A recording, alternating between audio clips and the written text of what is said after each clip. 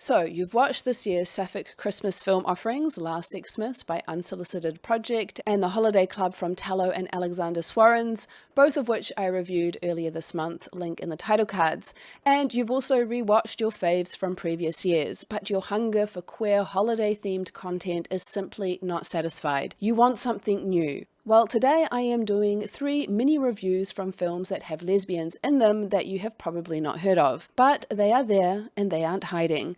I'll pop links to the movies in the description. You are the closest thing to perfection that I've ever found. I've just been waiting my entire life to find someone like you. First we have Picture Perfect Holiday from Lifetime, which offers a sweet and uncomplicated secondary lesbian storyline.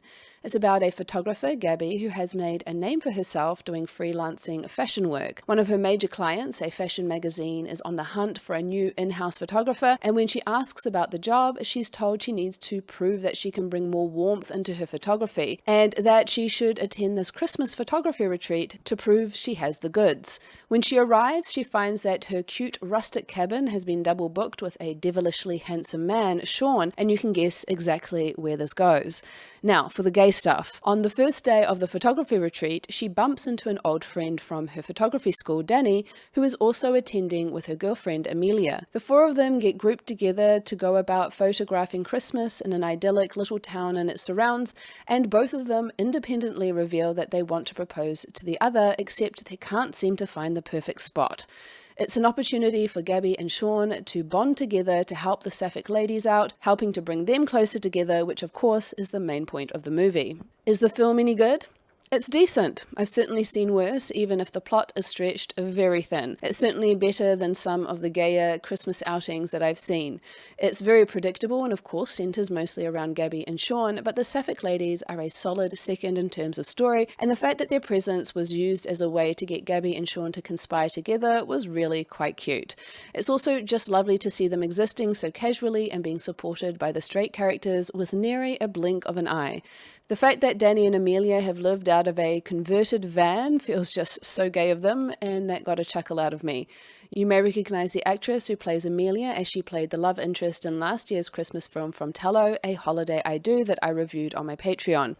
You are such a buzzkill. What are you talking about? What are you doing? Oh, just enjoying my life. Enjoying your life cheating on Heather? I'm not cheating on Heather. I'm not cheating on Heather. Next we have last year's Xmas, where we get some Sapphic representation in the sister to the lead. This one is about Graham and Ellie, who were engaged but broke up 6 months ago. Ellie still kept in touch with Graham's family, so when Graham rings up to say he can't make it for Christmas, knowing Ellie would be alone, they invite her instead, only Graham shows up unannounced. With every hotel booked out, they have to get along under the same roof. It leads to all of their unresolved feelings coming to the surface, making for an eventful Christmas. Graham's sister Mindy is gay, and her girlfriend can't make it for Christmas time because of work, except she's also lying about this, and that lie doesn't stay a lie for long when she is found making out with a girl at the bar by her brother. Like in Picture Perfect Holiday is treated as no big deal, even though the family seems to be a bit more on the religious side, so that is a lovely inclusion. This is a good Christmas film. There is a good peppy script, and after watching some lackluster Hallmark and Lifetime films, this certainly stands out. The leads have good chemistry and it doesn't feel, forced the way a lot of these festive films can feel. The actress who plays Ellie, Veronica Slowakowska, is a solid comedic performer, and it made her role all the more enjoyable to watch. Do be sure to watch through the credits to get to the conclusion to her little Sapphic subplot. I did find the infighting between Ellie and Graham was giving me some toxic vibes a bit, but overall really quite watchable. You're my best friend. And if you want to spend New Year's Eve running all over God's green earth, searching for your ex, then that's what I'll do too if it means I get to spend time with you. But I don't know if I can keep doing this. Not when I feel the way I do about you. The last mini review is less a Christmas film, but more a holiday film because it's called I Hate New Year's, and is, as you would guess from the title, about New Year's. Not too many of these floating around. It follows Lainey, a singer who has broken through into mainstream music in the last year after she moved to LA, leaving her life behind in Nashville. She's going through something of a rut with her music after one of her songs went viral, and she's back to Nashville to help her unblock. She stays with her BFF Cassie, who is a well-known singer in Nashville, who has been sporting a crush on her for quite some time, and has decided that tonight is a night that she'll confess her feelings. Only Cassie saw a psychic just before she came and told her that she has some unresolved business with someone whose name starts with a C, and she thinks it's her ex-girlfriend Caroline. They head off on an adventure to find Caroline, which ultimately leads her to exactly where you would imagine. This is a telefilm and the second outing from them after a season of Love that came out the prior year.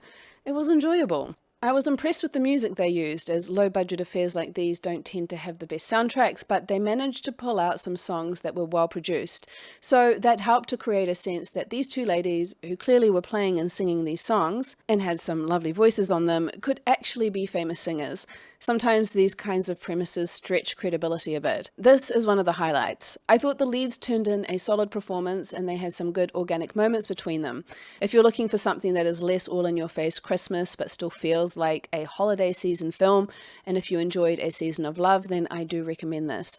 You can rent this one on the Tello website for about $5 and since it's supporting independent sapphic films, I think it's money well spent.